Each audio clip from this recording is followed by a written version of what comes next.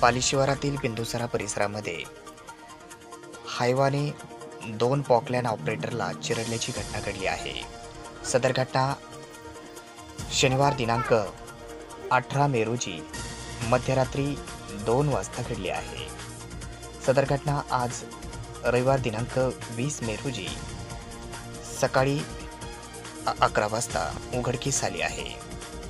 बीड शहरालगत असणाऱ्या पाली शिवारामध्ये बिंदुसरा परिसरामध्ये पॉकलेन आणि हायवेने च्या दरम्यान काही खोदकाम रात्रीच्या दरम्यान सुरू होते. याच दरम्यान पॉकलेनचे 2 ऑपरेटर बाजूला झोपले होते. मात्र त्या ठिकाणी भरधाव वेगात आलेला हायवा याने दोन्ही पॉकलेनच्या ऑपरेटरांना चिरडून टाकले. यामध्ये दुर्दैवाने दोघांचा मृत्यू झाल्याची घटना घडली आहे.